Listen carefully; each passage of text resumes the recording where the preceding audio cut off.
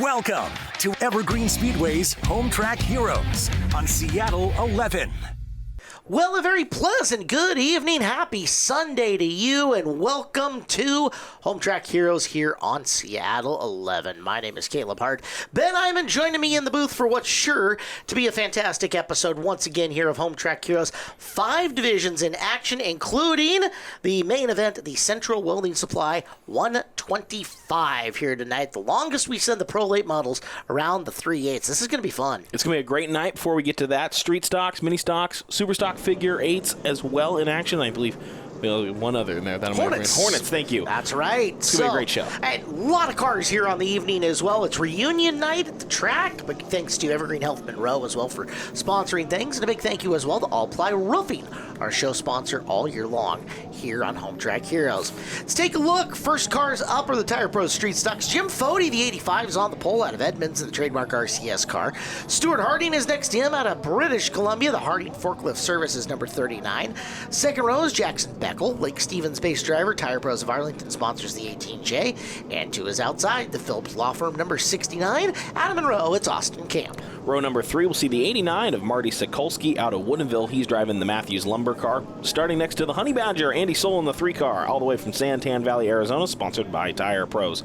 The 06 machine is Steve Potasek out of Kirkland. He's sponsored by Lang Automotive. He'll start next to Donnie Yang in the 67 out of Renton, sponsored by Davis Door. And the final row is Tony Deegan. Car number 42 is out of Bothell, sponsored by the IHOP in Monroe. To his outside, Scott Lacrosse, car number 28 out of Monroe as well. And he is sponsored by University Audi of Linwood. 10 cars, 30 times around the 3/8. The green flag is out, and the first main event of Home Track Heroes up and underway. Yeah, what a great start here for Jim Fody, opening up a huge gap and being able to clear the inside line. Jackson Beckel might try to follow down below next to the 39. These two cars have tangoed a little bit this year, so it's a little early, hoping everyone's just going to run each other as smoothly as I say that, there's more contact behind between Sokolski, that looked like Camp involved maybe slightly, and then Soul in the 3 car. Soul ends up fading out very wide, the 3. Fody out into the lead. Unique situation here for the Tire Pros Street Stocks on the day. Very rare that they run first on the cards, so throwing them out first, and that gives them a little bit different conditions in terms of heat, time of day, etc. to adjust all their tires and all their setups to. So watch and see how the veteran drivers go after it. The younger drivers figure it out as the course of the race goes on. Yeah, that was, we're looking there. Sokolski was trying to keep the car planted there, but looks like Potasek just gets up and around and drives around the outside. So Fody, Harding, then Beckel, your 1, 2, 3 right now. Camp and Soul rounding out your top 5, settling in running. Everyone's just kind of running single file for now. We know that 3 car, we know that 06 car have a lot of raw speed. They can take to the high line and just drive around cars if they get a good run going and they get into that good rhythm. As speaking of rhythms, Harding is plugging away on the bottom lane, trying to set his rhythm and go to the inside of Jim Fody. Racing royalty and Stuart Harding of the Harding family in the very familiar yellow with blue 39. Pushing Jim Fody, new hip and all in the 85 car, who has looked strong so far. Let's go in-car. The Brandy Hood Promotions in-car shot, thanks to Brandy and Saxon and Ashley and new baby Lars, as we're watching from inside the Stuart Harding machine. Yeah, Harding side by side there. Or excuse me, when Harding, Camp and Soul were side by side as well with Harding. He's a little plugging away at Jim Fody. That's Soul trying to take the outside. He's going to get Jackson Beckel too in one turn, and he might get Stuart Harding as well. This would be a huge run for Andy Soul. 3 positions almost in 1 lap. Now we know from prior experience that 3 car, we know how quick it is as Fody get a little sideways off the corner. We know that he likes to drive it a little bit loose as well, and Andy Soul using all the power the 3 car has. He is in the middle groove the whole way around, and he is your new leader down the back stretch just 7 laps into this race. Yeah, that was a methodical, quick few laps for Andy Soul. He picked his line, got comfortable with it, and picked off about 4 or 5 cars in just around 2 or 3 laps. And Andy Soul, that is an aggressive early move, but those are the moves that are going to win you races, as maybe Jackson Beckel, the 18J, is going to maybe try to replicate a little bit, try that mid-groove. Hey, see if it worked for the 3 car, it might be able to work for me getting around Harding and Fody, but now he's going to surrender the inside lane to Potasek and have to go to battle with the 06. Well, you saw the 39 of Stuart Harding thinking what's good for the goose is good for the gander, as he tried swinging to the outside of Fody as well. Beckel going to the middle groove, and you're right, cedes the spot to Steve Potasek, sliding back a spot for the 18 of Jackson.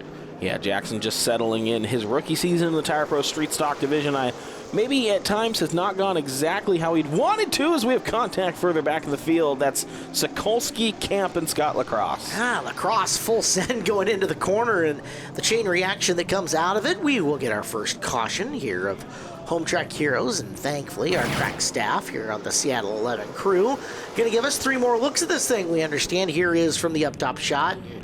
Yup. Just a hair of contact into the left rear of Sokolsky. The 28 trying to go to the inside, carrying a lot of speed. Sokolsky trying to come down, run his line, and Camp was just a hapless victim, I think, on the outside there. As you see Sokolsky, and now the car's around and into the grass. Marty's ended up in that spot a couple times this year, and probably not happy to be back in it. Here's from Austin's point of view, in-car shot, and yeehaw, on for the ride. Gets her turned around, and at this point, probably thankful to not have a shot in the shorts on the tail end of that. Yeah, I'm sure Camp is thankful. I think all these cars are going to get refired, and that's saves a lot. That is. Let's get back to action here as everybody stacks back up. You can see Lacrosse and Sokolsky both managed to make her back out, as does Camp, and we are back to green flag action. Yeah, interesting to watch this restart. As Potasic's going to be on the outside, and he'll have some clean room, but he'll have to go around Fody. Fody and Harding, a little contact there right off the restart. Cautions sometimes bring cautions, but everyone shoots forward. We're going to go back on board with that shot on Marty Sokolsky. Interesting mount point here, getting a big view of Marty, and you see a nice packed house here today. And interesting viewpoint is Fody's defending the inside line, and Potasic's going to have to go up around the outside and drive around him. It's cleared Harding. Harding back to third, or back to fourth now. You look at it from where that Sokolsky camera is mounted, and you're getting the full inside picture of the corner and not a whole lot of the outside, as that is back and rear in the roll cage.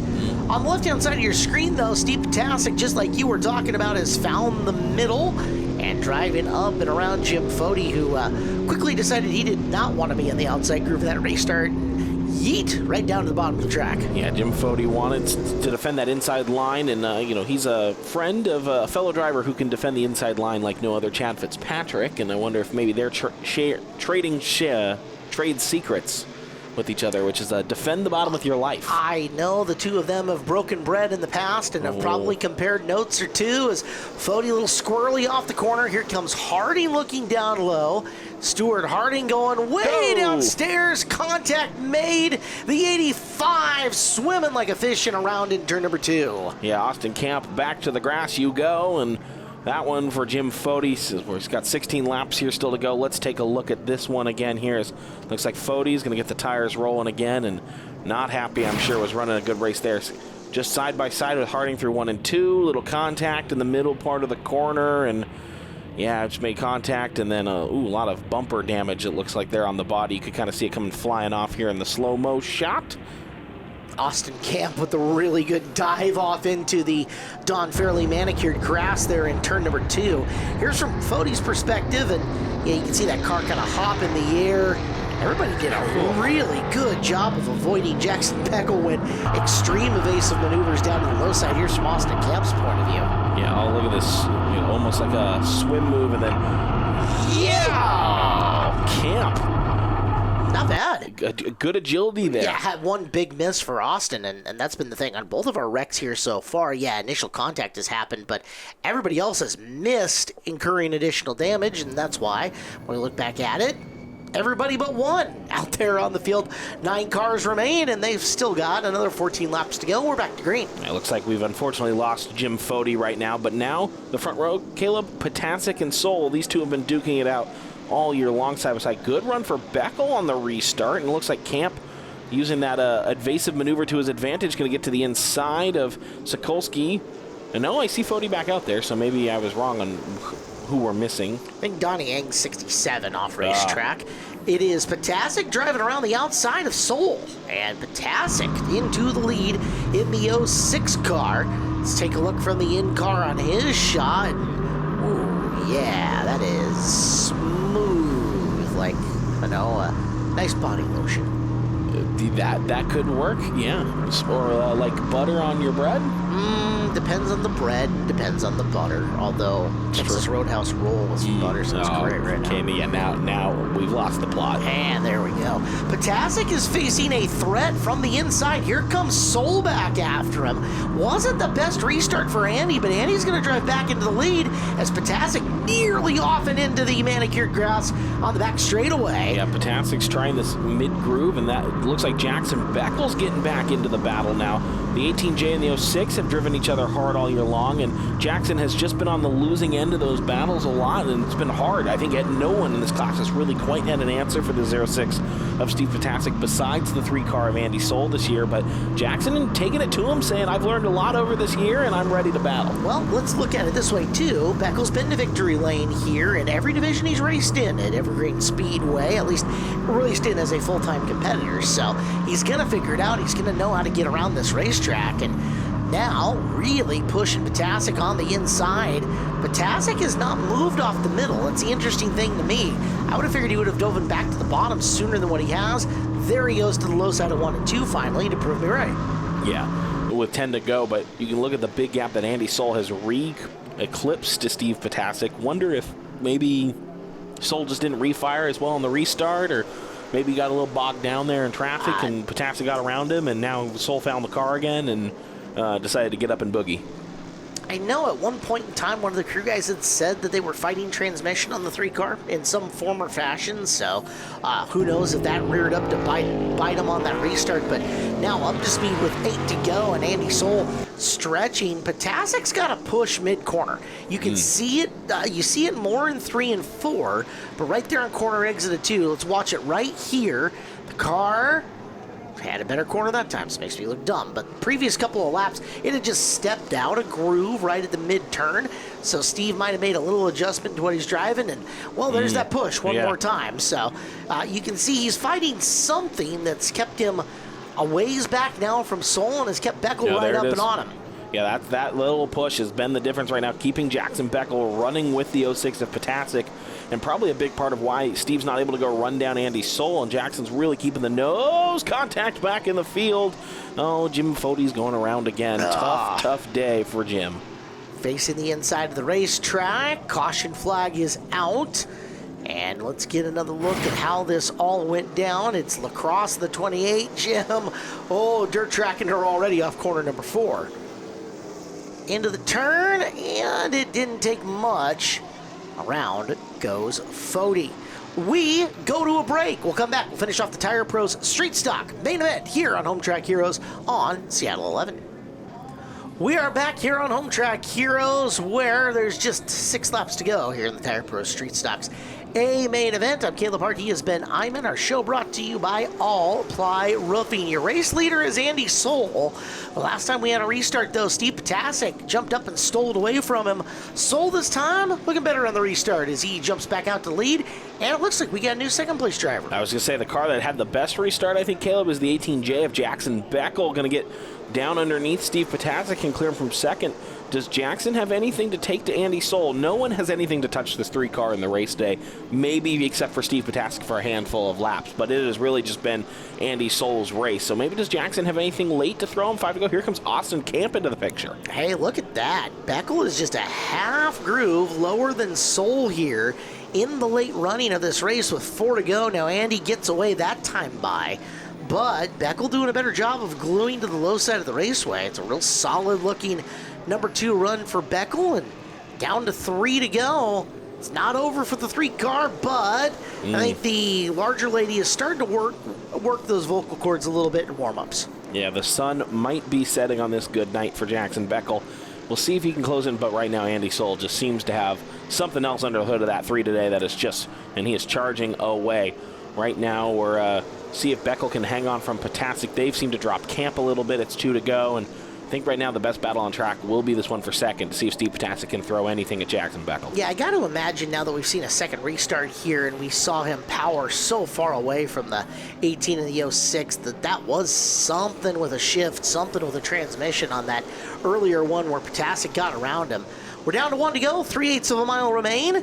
And victory lane bound in half a lap for Andy Soul in the 3 car. Yeah, Andy Soul has picked up this car only mid-season. Didn't see him for much of the first half of the year, but since returning, has been dominating this track in the street stock division. Beckel will hang on to second, and Potasic for third. It's a solid top 3 tonight. Angel the Winds Casino Resort sponsors our podium, and let's go trackside and talk to your top 3.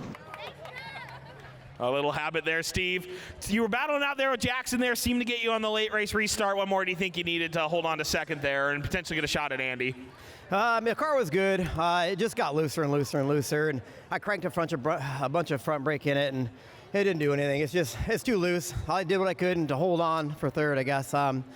Thanks for Lane pointing me in the right direction. Thanks to Kevin. He's not here tonight, and Lang Auto Sports. All right, Steve Potasic, third place, good drive. Staying alive in the points championship in the 06. I think you could be fair to say an up and down rookie season right now in the street stocks, but although you did a little off-roading in that one, you come home second, you made the pass there 6 to go. Walk me through, make that move. I don't know. I knew the 39 was going to get aggressive. He was getting aggressive pretty early. I don't know. Footy wants the bottom, and Footy wants the bottom, and I really don't know. I saw the front bumper, and the only chance I had was to go through the dirt. Well, it's all right. Everything seemed to be okay with the car. The speed was still there, and you come home second. Who helps you get it done? Oh, I really got to thank AJ and Augie. I work a lot of hours. They went to the shop for me. They worked on the car for me, and man, it really paid off. I got to thank my dad for spotting, flat hauling, definitely Tire Pros Arlington. If you need anything, tires, alignment, anything, they're the people to go to. Fast Eddie, oh man. Me? Oh, we're going to shoot a T-shirt? All right, Jackson's going to launch a T-shirt here. So if you want a T-shirt from Street Stock driver Jackson Beckel. Oh, this can only go well.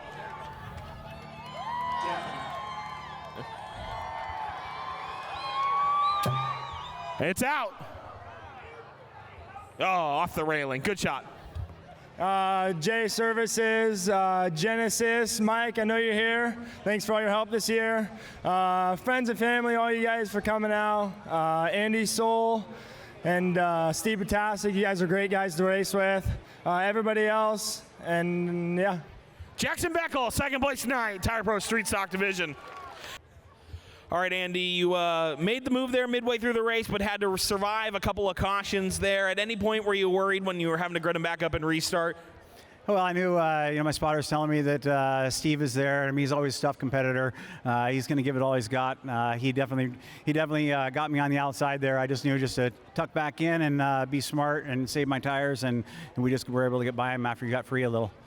You know, tonight a big night, and I know an important night for your guys' team. Talk about coming home with a win on a night like tonight. Well, Dirk was out here, had a memorial lap for his wife, and which he lost here just not long ago, and it's a big night for him. Actually, any night at the racetrack's a big night for Dirk. He loves racing like no other, so I've been having a ton of fun coming and being able to drive their car, be a part of the team. They've welcomed me wholeheartedly. It's a great program. I'm enjoying myself. And who helps get that 3-car out here every time? Well, we've got a slew of sponsors. We've got go ahead. It's a ton. We got Tire Pros, Arlington, the shop. We got Fast Eddie's. We got All Ply Roofing. We got Dave Payton, Performance Machine. We've got Hatterville Properties, and we've got the Manabusen family, which they're here tonight as well too. So we want to thank you very much. Yeah, absolutely, and I think all the sponsors that help get this program out here, I mean, there's a lot of work that goes behind the scenes, but obviously it takes a lot of money to bring a car of that caliber out here and race it, and yeah, appreciate everybody's help. All right, let's give it up one more time. Your Tire Pro Street Stock race winner, driver of the 3, Andy Soul. Well, the Honey Badger with a hat that is vastly too large for his head, but a trophy to go with it. Congratulations to Andy Soul. Let's move on. BECU Mini Stock main event now. 16 cars, 30 laps on the pole. Travis Woodward from Lake Stevens. Simon & Son Towing sponsored the 16 to his outside. The Bob T. Builder number 4 of Cole Reardon out of Granite Falls. Second row is the 221 of Lyndon Smith out of Everett. PRCBD, the sponsor on him. And the 81 of Bobby Fisher out of Lake Stevens, sponsored by Reese Construction. Row 3 sees the Tire Pros number 88. It's Brandon Lindbergh out of Monroe, starting next to the 97 7 of the Racers Against Child Abuse machined of Zach Bristol out of Snohomish. Paisley Bender pilots the 18 out of Snohomish. She's sponsored by Allied Motorsports. She'll start next to the newly renumbered Jonah Vick in the 17 out of Arlington, sponsored by Tom's Automotive. Row number 5's Keegan Mooney, the 11 out of Bellevue, sponsored by Liqua Molly. 2 is outside the 12 of Gavin Ballou from Marysville in the Absher Build LLC car. Ethan Payne is the 21. He starts inside row 6 from Gig Harbor, Alpine Equestrian in Gig Harbor. And the 61 of Randy Dittmers out of Snohomish. Debbie and Dan Chernesky sponsor him. Ryan Hausenfluck is one half of the most dangerous names in racing, and the man that I have cursed to eternity out of Lake Stevens, sponsored by Beats Fab and Tooting. He'll start next to the 59 of Tegan Bjornson out of Arlington, sponsored by the Newell Corporation. Ashley Rasmussen out of Eatonville starts in the 92, AJ's A&J Custom Metals aboard Rasmussen. And the 14, Austin Kramer out of Snohomish in the Northwest Security and Sound car brings up the field. It has been a highly competitive class this year here in the BECU mini stocks, but the man as of late has been Raritan in the 4 car, and outside row number 1's a really dangerous spot for him as far as the rest of the field is concerned. Yeah, there's a chance that if Cole Raritan gets to clean air, as they will roll off turn 4 and get the green flag, there's a chance if he gets to clean air, there's no looking back. There's a chance that he takes the Honda and Rabbits to mix my race car brand and, metaphors and stuff. Yeah. We'll see what happens. He's bringing And there Bobby he goes. Fischer with him. So, Raritan and Fisher jumping, and here comes 17 of Vic trying to follow him on through. 1, 2, and 3 on lap number 1. It's going to look just like that. I wonder if there were some issues there for Travis Woodward, because about 6 cars in the outside lane just all jump, or about 5 cars all jumped to the outside and made that pass, and Lyndon Smith had to make an evasive maneuver. Are Jonah Vick's racing gloves the print of like the childhood playmat that we all had for our race cars? It's either that or it's some weird version of zebra print that is, bad for my bad. Oh, wow, look at all those colors. Yeah, I love it, Jonah. Keep doing you as you're 3 wide right now with Travis Woodward and Lyndon Smith in the 221. The newly renumbered 17. They told me that this car design, Caleb, is they call Jonah today their test pilot in their experimental airplane because it has no wrap on it and just some duct tape numbers. Yeah, it's at least distinct as far as that goes. You can see where Jonah is the whole way around. It still has the pink window net. Hey, that works. It's Raritan, Fisher, Bristol 1, 2, and 3. Vic from the in-car shot with the very brightly colored steering wheel pad, too. You're not going to miss that thing anywhere it goes. As Raritan's stretching over Fisher just 4 laps into it. And Bristol not even in picture. Till there. Oh, there he is. Yeah, right now it is those pair of cars and then Zach Bristol. We've talked a lot about this year, about the 97 Zach Bristol, and just the lack of power cars around on the racetrack. Dittmers and Rasmussen, the two together over in the corner, and caution flag flies. So we'll get one more look at how those two made that happen in the corner. Into the turn we go, and 2 cars, 1 spot. That's not necessarily going to work. Yeah, and thankfully not like a very hard contact for either, so I hope that they'll both be able to continue there. But, yeah, tough break. Dittmers and Rasmussen come together early in this one. Might be a little red tire smiley down the side of the 92's door. Exactly. That'll happen. Rubbin's racing, kids. So, back to her. Double them up. 5 down, 25 to go. You know, the one car that has been able to run down Raritan this year has been the 221 of Smith. He's up to 5th. Let's see if he can pick his way through the field or if Bobby Fischer can make something happen on this restart as he's got the nose ahead going into the corner. Yeah, the 81's getting to the outside. Might be able to clear, will indeed clear Cole Raritan down the back straightaway. We'll see if he can keep it that way. Here comes the 88 around the outside of Zach Bristol. Lindbergh trying to take the charge for 3rd. Bristol corners so well in the 97 car. Lindbergh trying to get around him for 3rd. We'll take a 2nd. And we will thank Busch Beer, one of our track sponsors, the official beer of NASCAR and Evergreen Speedway. Busch Beer, the sound of refreshment, crisp and cold as a mountain stream. Well, the driver that's trying to be cold and lethal, like you could say Lyndon Smith, is acting with precision, trying to move his way forward to the inside of the 88, trying to get his 221 boogieing and see if he can get up and challenge Fisher and Raritan up front. Bristol, I think, would be happy with 3rd place right now. Mentioning before we had the contact earlier, Bristol underpowered in that Volkswagen compared to some of these Mustangs and some of the Hondas in this division, but not letting that stop him from running a good season, I think, overall. Yeah, having a great year. In fact, picked up his first mini stock win as well in the Nat Barber car. For the lead, Bobby Fischer, Cole Raritan It's tight between the two of them, but Fisher holding off Cole for the time being. That one should be good. Just about 2 car lengths, maybe 1, separates the pair as they head into turn 3, and we will go in cockpit with your race leader. Yeah, that is Bobby Fisher trying to move his way forward in the 81 and just keep Cole Reardon behind him and trying to hold his line. Looks comfortable right now, Caleb. Not a lot of steering bobble, it looks like, as he comes through these turns. No, very smooth through the corner. So that's an MPI steering wheel that you see on Fisher's car, and you can pick that up by that orange piece of tape that's right down the middle of it. That's actually sewn into the steering wheel. Watch how much steering input he's putting into that. He's really got that car cranked a long way over, to the point where his hand is beyond 12 o'clock. It's almost 11, and I thought I saw it almost down to 10 on one of those laps. Here's Reardon to his inside. Reardon and Fisher, they are battling for the lead here nearing halfway. Yeah, Fisher having to swing wide. That might open the door for Cole to go down the inside. Keeping the nose with him, lunging deep into the turn. Might squeeze Cole a little bit. These 2 teammates, friends, they're not going to drive each other dirty, but they will drive each other hard. So they're not. Bobby won't make this easy for Cole to try to get the lead. Cole got it at the line, it looks like, Caleb, but they're still side by side through the turns. So part of the reason that I mentioned the hands there as well is this within a lot of forms of racing. The straighter you keep the wheels, right, the less speed you're scrubbing. As we got one stuffed up against the tires on the inside, that is Rasmussen.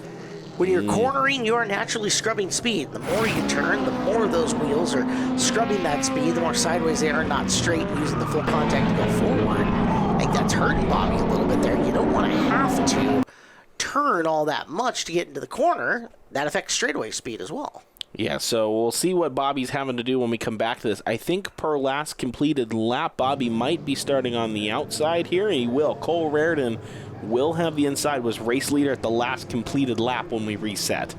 It's amazing how much of racing is physics, huh? Yeah. I really wish I'd paid attention to that in high school. That'd have been good. Or went to college, either or. Green flag back out to the inside. Reardon, Fisher. It is Bristol, and now Lyndon Smith is up into 4th as the battle for the lead's back on. Yeah, the 81 stuck in the same spot he was just a few laps before the caution. Is kind of got shoved out there a little bit by Reardon. No contact, but Fisher having to make that move. That is going to cost him some speed, and that is going to allow Cole Reardon to clear into turn 1 and 2. We'll see what the 97, if he can strike back. Bristol really likes his car over the long run, so these short cautions I know are not going to be helping Bristol in that 97 car, and Lyndon Smith sticking with them, going to get a manufacturer of each in this battle. A Honda, a Volkswagen, and a Ford. At the same time, Bristol is figuring it out and keeping Fisher relatively close here as Reardon stretching his legs this time by 16 down, 14 to go, over halfway here. And Cole Reardon, big spoiler and all on the Honda, out and with the lead. Yeah, just trying to hang on right now. Reardon to see if maybe the 221 can get his nose in here on Bristol. Looks like we got more problems for the 92. Ashley Rasmussen not having the race that she was hoping for here. As we'll take a look and see what the heck happened. There's Rasmussen going into the corner, and back end started kicking out, and she darn near stalled her out, trying to keep things straight, but she will roll on. We too will roll on. We will finish out the mini stock A main event when we come back here on Home Track Heroes on Seattle 11. We are just beyond the halfway point here in the BECU Mini Stock A main event on Home Track Heroes here on Seattle 11. Big thank you to our show sponsor, All Ply Roofing. He has been Iman. I am Caleb Hart, and Cole Reardon and Bobby Fisher, the 2 cars in the front here. They continue to battle, Ben, as we work into lap 16 down. This is 17 coming in the books this time by. Yeah, these cars have been battling all day long. We'll go on board with the 97 machine of Zach Bristol, who's been running 3rd most of the day and has had a good view of these 2 battling it out right now. He wants to get in the mix, though. He's tired, I'm sure, of watching the battle, wants to be in the battle. So Bobby Fisher is going to cede the position again to Cole Reardon. There's an interesting look on the Bristol car, and you kind of forget that Zach is on the taller end of the drink of water. He's not one of the shorter guys in the field. Look how bent his knee is there in the Rabbit. It is a compact little race car, and he has got to fold up a little bit to get into that thing, but an interesting look at the footwork, and you can see the handwork there on the relatively small steering wheel for him as well. Yeah, Zach is Shaquille O'Neal inside a Mini Cooper. Interesting. Hopefully he's got a better free throw percentage. Coming up on the back of Fisher in the 81, and he is just a car length in and behind him. Trying to look to the inside on Bobby coming off. Both of them trailing that man right there. Arguably the division's fastest car this year in Cole Raritan. Yeah, when Cole Raritan brought this car out for the first time last year, Caleb, I remember having conversations during the race day after the race day. He was running towards the front that if Cole Raritan ran a season, he could be really scary good in that car. And we've gotten the chance to see it across this year, and you're getting a chance to see it right now on Home Track Heroes. It has been quite near the word of dominance for Cole Raritan this year. He's picked up more wins than anyone in any other division, and it's looking like he's going to try to go on to his next win here today, as Bristol does get a good run on Bobby Fisher to the inside. The 97 we talked about likes the long run, and the cautions have not helped him with that today, but Knight might have a good shot in getting to the 81 now. Really working hard to the inside, trying to get there. Lyndon Smith lingering in the 221. Fisher going to get away this time around. Bristol's going to have to re-rack and re-attack as we're coming into 7 laps to go. The battle for second, the best one on the raceway. Yeah, we'll see if Lyndon Smith can make it a 3-car battle here for second, third, and fourth. Right now, just hanging off the back. They've dropped back off the 88 Lindbergh. So it will just be between these cars right now, and you can see the 97 going to the inside. Bristol's have another way at it. Fisher continuing to run that low to middle line. He's leaving enough room for Zach down there, and Zach just has not been able to power through it yet. It's been a really good sportsmanlike race for the mini stocks, not just here in this main event. This group has raced really clean all year long, especially amongst your front runners. Yeah, they've all driven each other with a lot of respect. Hard at times, maybe a little rubbing here and there. Not afraid to get physical when needed, but at the end of the day, they've always tried to run each other clean and just aggressive, not dirty. Well, we got to thank Coastal Community Bank. At Coastal Community Bank, community is our middle name. The Coastal Bank staff takes the time to understand your business and help move it forward. Coastal Community Bank, multiple locations throughout the region to handle every banking need. You can find details at coastalbank.com. Well, Caleb, we've talked about it many a times on Home Track Heroes. It's hard to play offense when you're playing defense, and Zach Bristol's in kind of this yo-yo position, trying to get a little bit forward, attacks Bobby, and then falls a little back, and has to defend from Lyndon. And so again, but here's the dodge. Here's the dive from the 97 to the inside. That was brilliant from Bristol, and I don't know how many of you caught that. He let the back drift just a little bit at the apex of the corner, and right, just looking like that. The back kicked just a little bit early. That got him running downhill with a little more momentum and shot him past Fisher for second. That was a veteran, sneaky, subtle move by Bristol, and it was really good to propel him to second. When you ask how does a car that's underpowered on horsepower on an engine gets past these cars that are faster than at raw speed, it's moves like that. It is the veteran racecraft that Bristol has crafted over many years. And one of those things, too, I had talked earlier about, the back ends kicking out on cars and such like that, scrubbing speed. He actually let the back of that car kick out, but those also aren't the drive tires, as the checkered flag is out and the win is in the books there for Cole Raritan. And as it's not the drive tires, it didn't affect it as much, and that's kind of what propelled Bristol through and into second place. So congratulations to him. Raritan wins, Bristol second, Fisher third. Yeah, this was a really great race, and it's a late move for Zach Bristol that will propel him onto second place in a position I'm sure he's happy with. All right, to the podium we go. The Angel of the Winds Casino Resort Podium. All right, Zach, you made the move there. How do you handle an underpowered car in a class like this? It's all momentum and pick where they're not going well.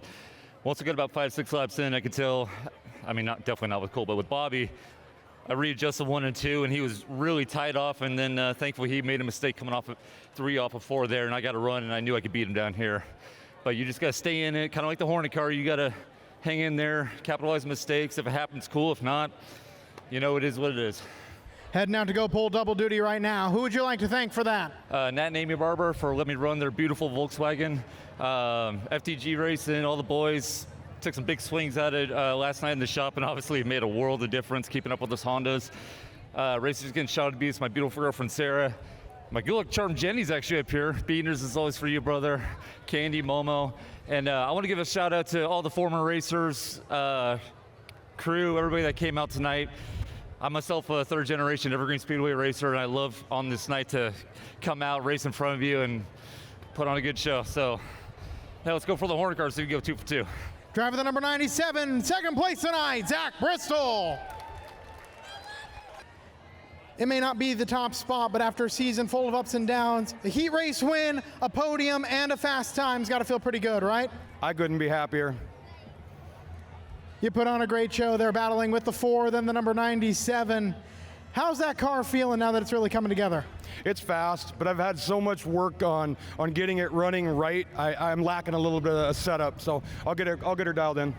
Who would you like to thank for the 3rd place tonight? Huge shout out to Reese Construction, Misfit Motorsports, Gary Fisher Construction, Full Throttle Graphics, and everybody who helped me in the pits. It's been a long ride. Driver the number 81, 3rd place tonight, Bobby Fisher. Cole, you're a long-time driver out here at Evergreen Speedway. How's it feel to get it done on driver reunion night? Oh, it feels great. That was an awesome race. I'm so happy Bobby got his car back to running up front. I mean, we have beat our heads against the wall. Congratulations to him on 2nd place tonight. That was an awesome race, side by side. I hope the crowd liked it. Yeah, awesome. You put on a great show. Heading into the finale, how you feeling? We got 2 more, but I mean, I'm feeling great. I got a nice cushion. The car's running. I mean, it's a little hot right now, but it's running as best as it always has all season. And who helps that happen? Oh, I got to thank my crew, Jenny, my girlfriend, Spotter, my daughter, Kalia, Lucas, Royce, Bob, my dad, my uncle for coming out and supporting me, my sponsors, Bob T. Builder, Royce Tanner Racing, NPM Welding and Fabrication, Finish Line Drafting Design, Bickford Trailers, Full Throttle Graphics, I don't know if I said that. We got to thank Central Welding, Evergreen Speedway, BECU, and the awesome fans for coming out tonight. Thank you. Driver the number 4, your race winner tonight, Cole Reardon. Cole Reardon picking up his division-leading 5th feature win of the year in the BEC Mini Stocks. Awesome run for him. Move on. PRCBD Hornets are up. Let's put them on one of our various different road courses and give you their starting lineup for their 30-lap A main. Yeah, we're going to lead them out with the 024 of Donna Gillespie out of Salem, Oregon. She's sponsored by Walt Wood Co. She'll start next to the 029, her teammate of Joseph Villarreal out of Vancouver, Washington. Full Throttle Graphics aboard him. Trinity Reppin in the 45 will lead out row number 2 out of Snohomish, sponsored by Reppin Welding and Rail. Starting next to the 05 machine out of Sammamish, it's Jacob Shemansky. It's the 3rd row, Blaine Manning out of Marysville in the Kenny Shoe car number 68. Jake Reppin driving the Hornet tonight, Reppin Welding and Rail in the 44 out of Monroe.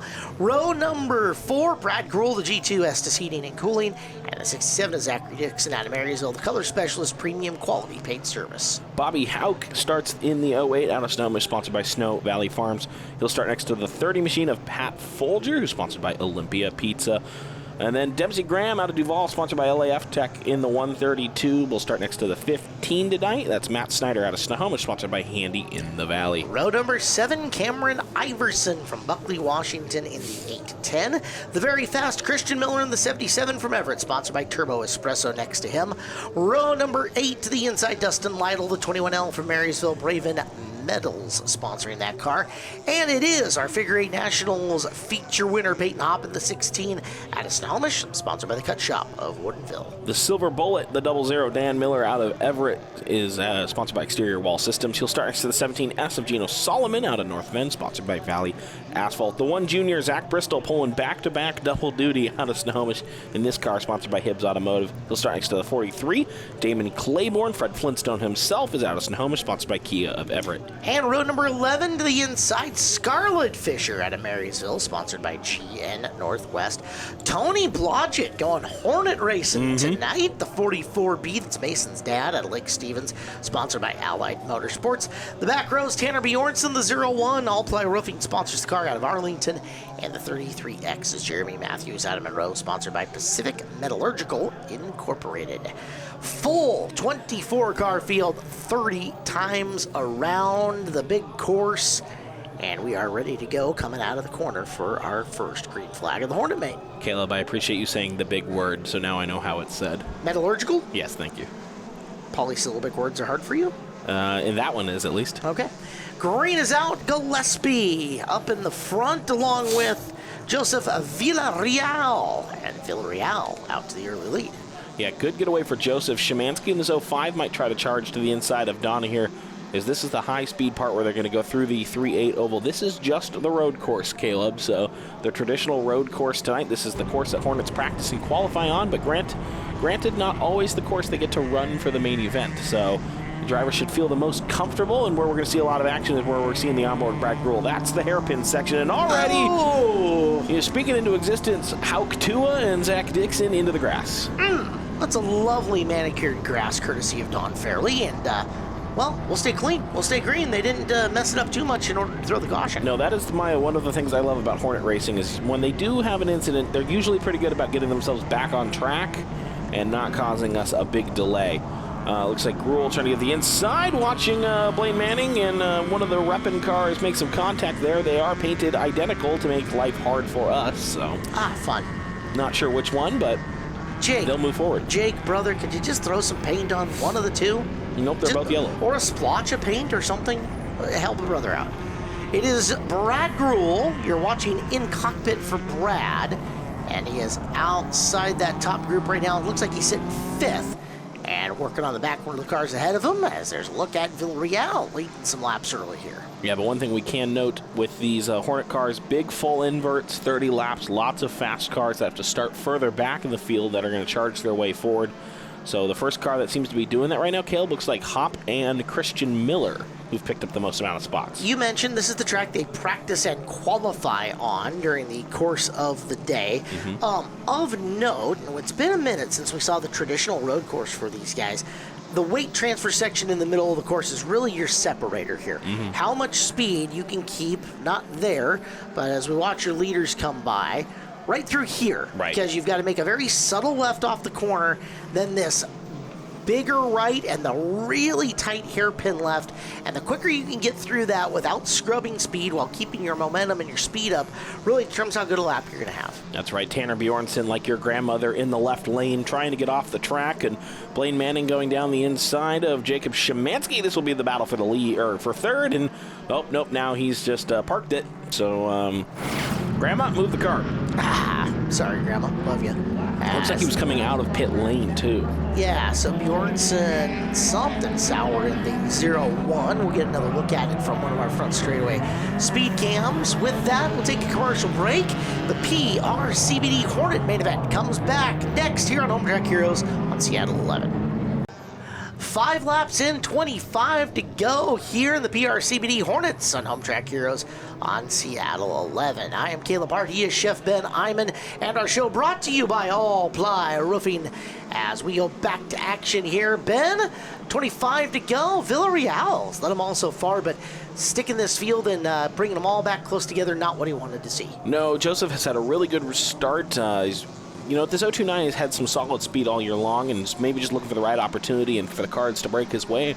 So far, they've all gone his way, but I'm still watching. First of the faster qualifying cars to make their way forward is Matt Snyder in the 15, who's actually in the 717 with some duct tape numbers on it. So, problems for Gino Solomon got into the back of Hop and is going to go for a hop over the weight drain. And, wow, Peyton really swinging the rear end. Here comes Damon Claiborne, Fred Flintstone himself. He does not have a motor inside that car. He runs his feet. He powers it himself. It's a pedal car. Well, you say the guy is coming fast from the back. It wasn't the best time trial effort for Brad Grewell today, but you can't argue he isn't one of the fast guys, as he's a feature winner here at Evergreen Speedway. And he has been cruising somewhere in that top 5 early here. It is him and Snyder battling for 5th and 6th, along with 3rd and 4th. Szymanski and Manning getting after it, and Grewell's got the advantage. What-oh, if Matt Snyder makes this 4 wide, we might get real frisky early, and he backs out of it and stays smart, and but Brad Grewell's going to win that battle and get up to 3rd. You're right, I can't count out the G2. Always a threat whenever Brad's in the field, and right now you can see up to 3rd, but here comes Matt Snyder around the rep and really hugging the Uke tire through the hairpin there. And if you can make moves, Caleb, you mentioned how much speed you can carry through there, but if you can make moves in that set of corners, you are going to find success. Yeah, car maneuverability. Again, if you can transfer that weight, if your car handles and goes where you want it to go, you're so much better off. As there is Manning, you normally see him in a super stock figure 8. picking off the spot and finally advancing forward. Yeah, brought that 68 out. This has been his return to Hornet racing after a few years off and just running the Superstock Figure 8. Still running the Superstock Figure 8, so actually you're going to see him pull double duty. Blaine Manning, welcome to the double duty club. As we'll see him coming up in the next feature, second straight main event where we're having a driver pop out of one end and the other. They got to get tired after that. Does Zach Bristol want to run a Superstock Figure 8 and go for a clean sweep of classes? Yes, Zach Bristol wants to run everything. Well, I don't blame him. If you gave him a lawnmower with a spoiler on it, he'd come out and probably try to run it as an outlaw. Well, you know what? It'd be legal for it. Don Fairley might need the help, so. He might need a lawnmower. That's for sure true. Gruel is up on the back of Gillespie and looking for the spot. Down to the inside he goes. I'm sorry, he's on the back of Villarreal here. He has passed Gillespie and trying to swing to the inside, coming into the hairpin.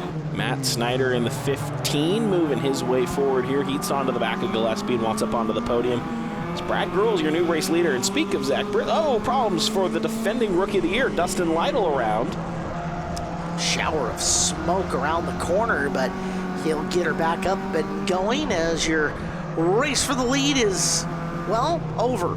Gruel around and into the top spot. Oh, aggressive move by Matt there. Yeah, Villarreal getting some bumper love out of Snyder. Snyder has got a nose to the inside. Let's see how aggressively he uses it going into the third turn.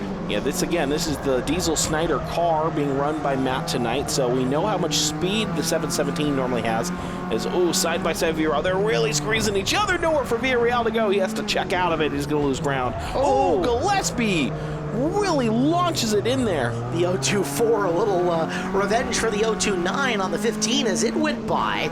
That also pushes her wide, and to the inside goes Manning in the 68, and Blaine Manning sneaks away the spot. Yeah, Blaine Manning will say thank you very much, although he's going to get a little bit of a return bump there, and so we're trying to see any of these cars coming back and fine. Good run right now for Jake Reppin, still hanging around this top group here, but Damon Claiborne's through, and now Manning able to get clean air and go hunt down Matt Snyder. So top three, complete change in the last few laps. We're going to get the halfway home line next. Gruel, Snyder, Manning, your top three. And Freddie Flintstone, Damon Claiborne, who actually does have a real-life engine in that car. He just won't admit to it. He has picked up a number of spots after starting way deep in this field. Meanwhile, they're 3 wide behind him for position with Bristol and Hop making a, what is that, Szymanski sandwich. Szymanski sandwich. That sounds like it would be popular at a diner. Extra Grey Poupon on that as they go side by side. And it is Claiborne getting past Gillespie for the position. Let's take a second and recognize Evergreen Health Monroe, your Sky Valley hospital of choice.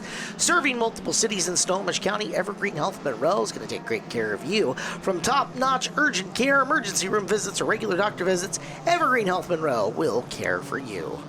Well, Damon Claiborne around Donna Gillespie is going to have a chance to try to go get Blaine Manning now. Right now, Brad Gruel is just loving this green flag run and is loving the clean air. It looks like we've got a bumper cover on the back straightaway. Peyton Hop gets tagged by the 44. Tokyo Drift for the 16. Keeps it underneath him. He's going to lose a handful of spots, but able to keep the car on track. A little tag there by the 44 now. Huge lockup for Reppin, and he's around, and that's going to cause a Hornet stack up behind him. Peyton saying, ball don't lie, 44. Goes on back by him and retakes that position over. Is 17 in, 13 to go. Brad Gruel making 18 and 12 to go, and he is just trying to put as much distance as he can between himself, Matt Snyder, and now your third place, Damon Claiborne, on the march through this field. Yeah, and the thing that we have to mention too, Caleb, coming into the night, Zach Bristol was your Hornet points leader. Okay. Damon Claiborne and Christian Miller coming into the night were both 7 points back. So right now where Bristol's running, which is probably about 6th or 7th, I'm going to say without seeing the ticker just yet. This would be a huge point swing for right now for Damon Claiborne to be third. If Bristol, 7th, all right, I felt pretty good about that. So yeah, good call. So if Bristol stays 6th, 7th, and maybe Damon Claiborne can pick up Matt Snyder and pick up 2nd, that would be a huge point swing in favor of the 43, who's looking to secure his first championship. Yeah, Chef. Down the back straightaway they go as we are down to just 10 left. Dan Miller to the inside, the Silver Bullet making a move. As Dan, always quick and always good about being there right towards the tail end. He'll pick up another spot in the 00 car. as the field now to the point where they're stretched out enough to where the cars with more speed than the slower guys don't have multiple cars to fend off in the same corner, so it's a little bit easier for them to pick it off. Yeah, exactly. And then finding this room too has been really beneficial for these cars up front. As right now, Damon Claiborne of these championship battle drivers has the best finish. But right now, Christian Miller and Zach Bristol are coming quickly behind him as we're going on board with Cut Shop, a Woodinville machine. Peyton Hopp trying to get around Trinity Rep in here, setting up his move. If he can, he's got a car to his inside, though.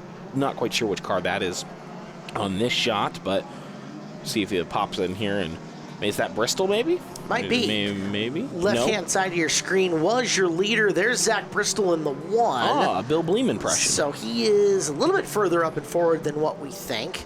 Of course, my eyes are terrible, and I can't quite get to it. It might be one of the... Is it Bobby Houck? Could be. Could be many cars. I don't know. Let's just throw a whole bunch of names. If we read every person in the lineup, it will be one of them. It is not everybody's favorite turtle-loving announcer. It's Bobby Houck. Houck to the inside now of Hopp as they'll go in through the weight transfer section. Watch those guys battle her out. Oh, this is getting tight, and Peyton maybe wisely just hopped on the brake for Tabbett, swung out wide, says, I'll create some room for myself and let you guys go a little crazy over there and see if I can benefit. Down to the inside, going to follow Bobby Houck through. And runs into the back of Bobby Houck. Sometimes discretion is the better part of valor. Or sometimes you want to run in the eye in front of you. It happens. It happens. We all have those days. Houck now trying to level the love tap on Reppin. Hopp trying to dial back to the inside. There goes Houck. Oh, yeah. Just like you're on the golf course and you need that extra inch or two, you just foot wedge the ball a little bit. That's kind of what he did to the inside of Reppin there in the corner. Just creating a little bit extra space if he can. And Trinity Reppin, she's doing a good job defending from these drivers as much as she can, hanging on to this good run. This is the battle for just inside the top 10 as Brad Gruel's starting to put the first cars a few laps down. Jeremy Matthews, the first one, looks like. And there's Matt Snyder and Damon Claiborne, maybe starting to close on Brad Gruel, but only 4 laps to go. Gruel's going to have to navigate this lap traffic carefully, Caleb. Otherwise, might give Snyder and Claiborne a chance to get to the leader. Remember, too, there is a difference. My boss has told me this many times. There's a big difference between cleaning somebody out, wrecking them, and just moving them a little bit. Sometimes in the stock car racing, you just move them a little bit. Keep that in mind for the end of this race and moving forward. All right, good. We call that subtle foreshadowing, I think. There's problems for the 810. Yeah, a little bit. However, you've got your lead crew coming through there as Snyder and Claiborne battling for second and third. Matt Snyder with 3 to go. Claiborne in and behind him. Snyder just a little bit of loose. Almost that same amount of loose that we saw Bristol pulling there in the mini-stock race that he used to get around the corner. Problem for him is he's coming up on your leader here. Yeah, Gruel's not been able to navigate this lap traffic. They're battling for position, so they're not necessarily required just to cede position to Brad Gruel, but Snyder and Claiborne quickly are going to use that to their advantage to close up to Brad. And there's going to be one more time around this next time by, so Gruel, Snyder, and Claiborne, it's going to be a 3-car siesta for one spot at the top of the podium. Oh boy, here we go. And they have got heavy, slower traffic between them. Traffic jam. Snyder got through first, but then Gruel found the clean path. Moses parts the Red Seas. Gruel takes advantage, but now Snyder down to the inside on the back straightaway. I think that's going to effectively, unfortunately, wash Damon Claiborne out of this one, but Gruel's going to poke his nose to the head side, drifts up the track a little bit. Snyder, Gruel gets loose, does the G2. Snyder's going to come alongside him. The runoff of 4. Zach Dixon might play a factor. They're running back to the line. Who is it? Too close to call. We'll wait a second and wait for him to tell us on the earpiece. Claiborne is third, and it is Gruel taking the win? No, I think Matt Snyder got it at the line. Oh, wow. Wow, that was such a close call. It had to be thousandths of a second at all. What a finish. All right, Damon, a podium run, the 43 back running, which is obviously good to see, and this is going to help you in that points battle with Zach. Talk about how much of that was in your mind as you were coming down those closing laps. To be honest, none of it. I was focused on chasing down Matt and Brad. They were both really quick. Got some benefit of some lap traffic there at the end that allowed me to close the ground pretty quickly. Unfortunately, that lap traffic also kept me from a potential victory tonight too, because I don't know what happened there going into the right-hander, but tried to shoot through, and there's lap cars sideways, wrong direction. I don't know what happened there, but, you know, great drive by Brad, great drive by Matt. Looks like Matt got him at the line.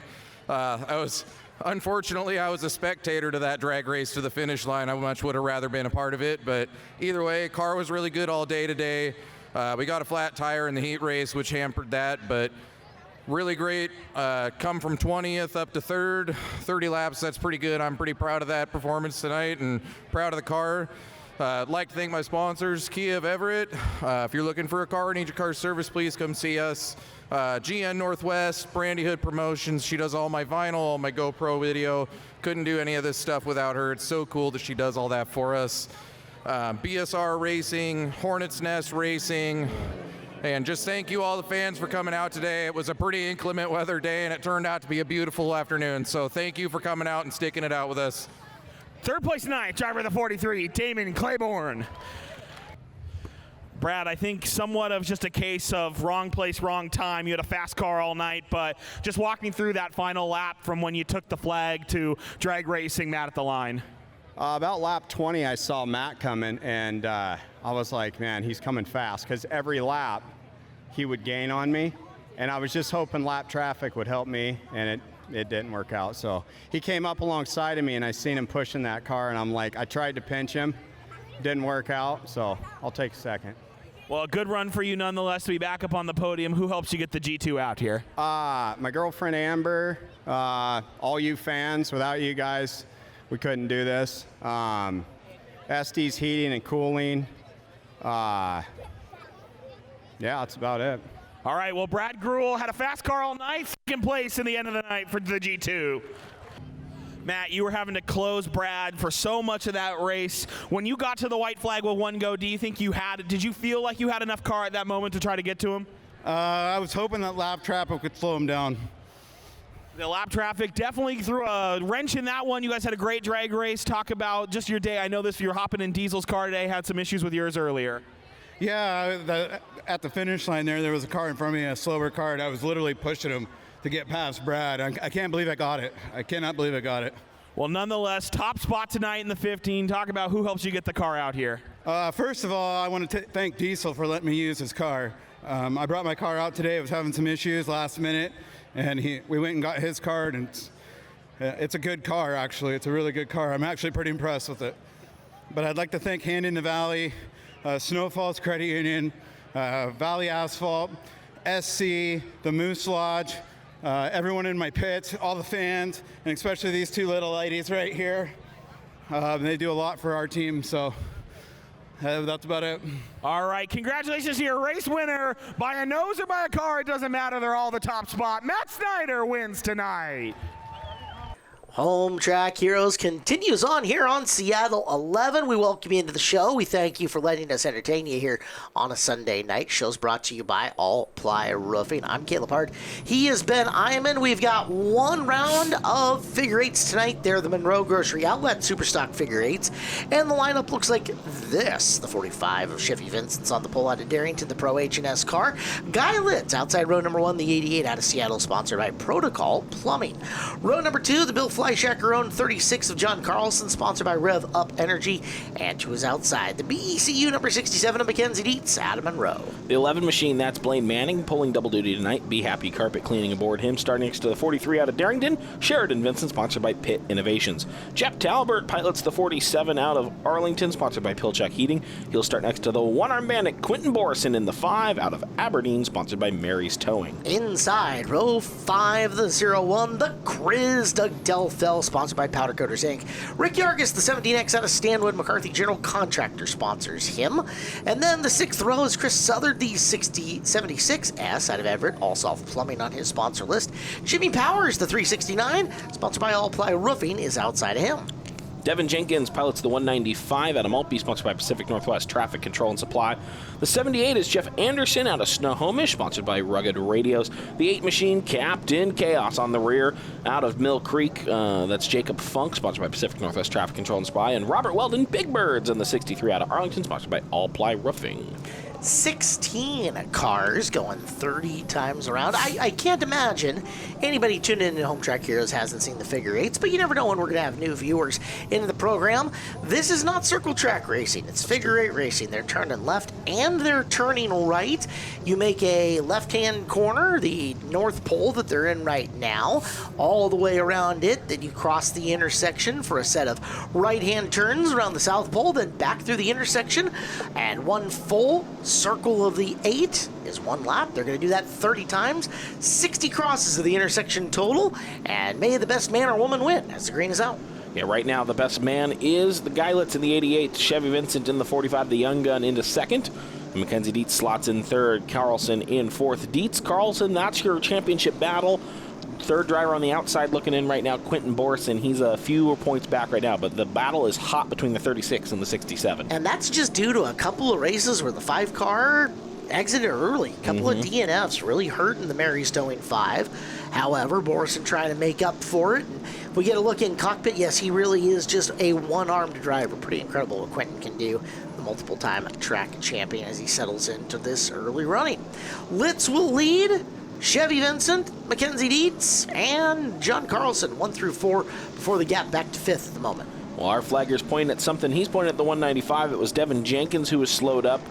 Now Weldon carefully throttles it through the intersection there. Not get into any early incident. Let's go on board with Quentin Borson. Yes, one-arm banded in-car camera, and sometimes you can see a little bit Quentin trying to navigate this car around, look to pick up some spots. He's right in behind Sheridan Vincent right now. Kind of hard to see from this angle because you've got so much of that full containment seat that's blocking it off, but you can see the one left hand cranked all the way over to almost 3 o'clock on your clock face there for Quentin. And yeah, doing it all just with one arm. Pretty darn impressive everything he's been able to do despite that disability. Yeah, Quentin has not let anything stop him. As there was a big check up there. Litz and Chevy Vincent made contact. Mackenzie got into the back of the 45. Carlson got in the back of the 67. Everyone seems to be rolling forward all right. Weldon goes down a lap, but big little stop up there made a little domino effect. We'll see if anyone's maybe thrown off after that one. By its nature, figure eight racing a little more physical. You're on a very tight course. If they just ran the circle on this course, it would only be 1/5 of a mile. So you think about it, it's a little more extended than just one circle, and especially with the way that they take their corners, but the laps go very fast. These are 8-cylinder cars, so they have lots of power, and the complaint used to be you weren't able to get all that power down to the racetrack. A little tire compound change amongst the divisions this year, and Super Stock's been having some really good racing. Yeah, they're running this 970 treaded tire, and I think it's been working out for everyone. We've had a handful of different race winners this year.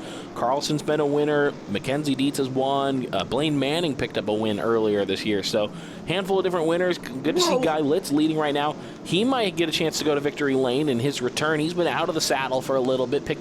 Sustained a little bit of a knock after he was involved in an intersection incident earlier in the season. So happy to see Guy back in the car. Yeah, it was a big bada boom for Guy Litz earlier on in the year, and look out, that freight train is stopped. Super Stock figure eight is centipede. Yes. Ooh, boy. Bad image. As the 8 of Jacob Funk, forward he goes, the 369 just chilling. Jim Power says, I got a really good view of the race right here. I'm good. And the 78 of Jeff Anderson says, well, your back bumper is going to have to look good enough, at least for now. We'll see if they're able to get refired and re-rolling. Blaine Manning. Yes, that is right. That is a for sale sign on the car, and that is not enough. Ooh, Delphel, a little contact there after the caution flag flies. Blaine, that is bad juju, buddy. You know better than to put the for sale sign on the car. It's bad luck. As eventually and finally they will throw this car. What great timing with the Monroe Grocery Outlet sticker on the back of the car right in front of us, the division sponsor and this segment sponsor here on Home Track Heroes. Convenient. Thank you for the awesome product placement footage there, Az. Let's get them back up to action.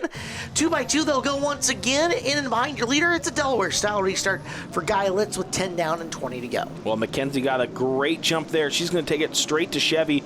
You can see the sun starting to go down. Blaine Manning up into third, so not a great restart there for the young gun. Now here we go. Litz, Dietz, and Manning, your top three. Just like Elton sang, don't let the sun go down on me, as Dietz trying to push around Litz out in the front of this. Guy with half a car in between, and we'll watch Mackenzie settle in to trying to find the path around the 88. Yeah, see if she can find any way around Guy. The lights will start to come on here, and the track will illuminate a little bit better, but Not quite on right yet. So Chevy Vincent, we're on board with the young gun, the Vincent Racing Team car, and trying to run down Blaine Manning and get back on the podium. Take a second to thank Brandy Hood Promotions, responsible for our in-car footage. Nobody quite scrambles during a race day like Brandy does, trying to get everybody rigged up who wants some in-car looks at their camera. And we thank her and her team greatly for everything she contributes to that and here on Home Track Heroes.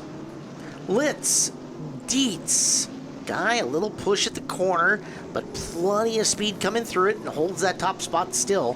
As Dietz 2, Vincent sitting 4 in behind Blaine Manning. Yeah, we'll see if any kind of movement here. It looks like Anderson a little bit slow again through the intersection. Maybe just checked up, or maybe missed a shift, maybe having some car issues there. We will see, but we'll be halfway home for Guy Litz next time by. This is a common occurrence here in the figure 8 divisions, which is you have enough speed to get to someone, but do you have enough speed to get around someone? Because there's really one racing groove around this 1/5 mile figure 8 course, and oftentimes drivers will resort to the 2-bump-dump kind of rule sometimes. It's tight, right? And circling around somebody's outside is really, really hard. Partially, too, because a lot of this equipment's very, very equal. You'll look right here, that intersection causes a lot of action, and Mackenzie's going to go way, way wide. It's something like that, a mistake like that, that allows a second place to be up for grabs. You see Manning up on her, but can't even make the pass and is going to lose a spot. That's how hard it is to pass in this class. Yeah, just a little bit of contact. That's all it took to disrupt Manning's turn, and now he had to make an adjustment, and now we'll go on board with the Senator-elect, the 17X of Rick Yargis. Senator-elect? Well, he came to the banquet as a sharp-dressed man, and one Rick Jones, fellow Superstock figure 8 racer, told us, doesn't Rick look like a senator? And it's kind of just stuck ever since. I don't hate it. Not bad. As battle up front and battle on the right-hand side of the screen. Pick whatever you want to watch and continue on as you're going to get a look at Borison trying to get to the inside or the outside, depending on your viewpoint, of Yargis. And up front with just 12 to go and continually ticking down, Guy Litz under immense pressure here, but Dietz has not found the right combination to get by. Yeah, this is it's not anything I think against Mackenzie. Guy is just holding a great defensive line right now. And it's just going to be tough. You can't really step out right now, especially with Chevy Vincent right behind you. If you step out, Vincent could send the car deep. She's going to try something here. Maybe going to use Anderson as a bit of a block. No, Anderson just gets out of the way. So now Mackenzie's going to have to try to get back down and not let Chevy pull alongside her on the inside. She'll use her inside advantage there around the South Pole and hold back second. Aggressive move to use the pick, but that's where the pick can bite you if it goes the wrong way. Just aggressive enough to where it didn't bite her, and she was able to at least keep second for now. As we'll take a second, we told you our segment sponsor and the division sponsor is Monroe Grocery Outlet. Monroe Grocery Outlet is your locally owned neighborhood grocery store. They offer name brand products, fresh produce, organics, wine, and more at 40 to 70% less than traditional grocery stores. See Terry and Linda at the Monroe Grocery Outlet. Right now is next car in line, Chris Southard, putting super in super stock.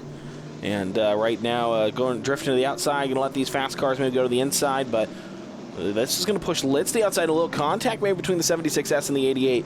Can Mackenzie use this to her advantage? And this is where, as a slower car in traffic, Mackenzie is looking for Southard to power forward, maybe find a little something, but it is Litz off the inside of the North Pole making the big move.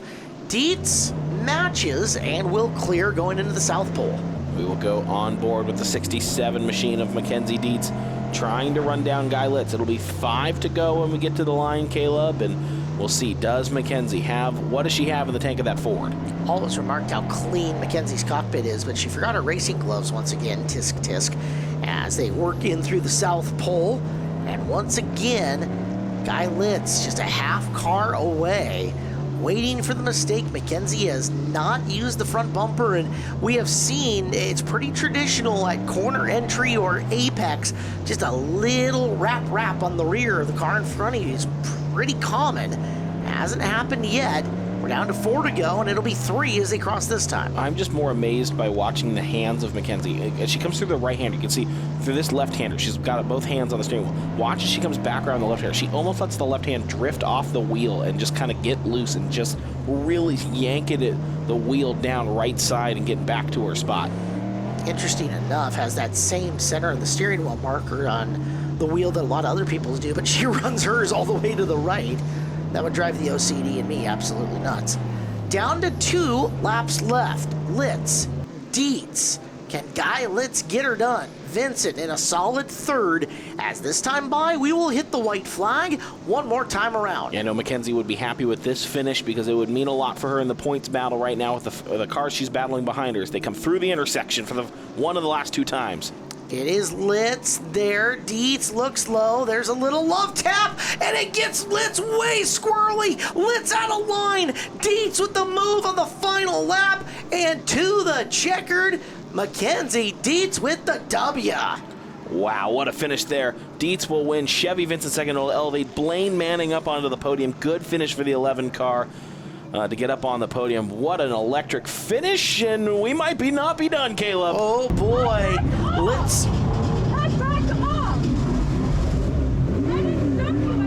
Right up on Mackenzie, and Mackenzie not happy about it. Let's go to the podium and get some more words from your winners. Well, Blaine, double duty there for you tonight.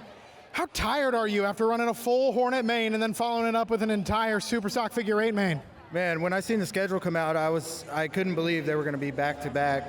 I'm definitely tired. I got a headache, both cars, running them back-to-back. You don't get no break of the sound.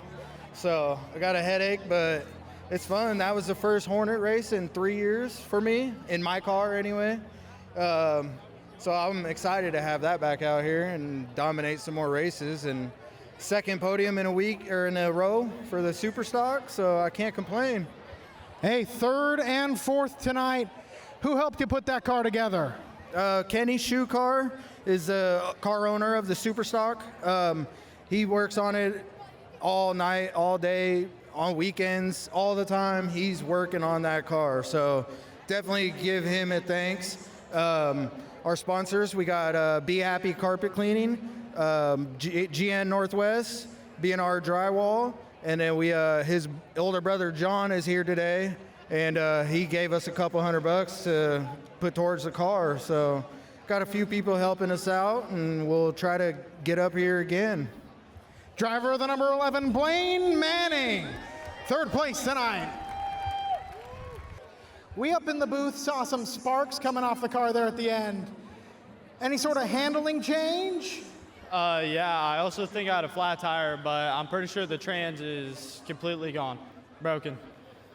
Hey, you put on quite a show for having no trans and a tire going down. Second place, how are you feeling after that one?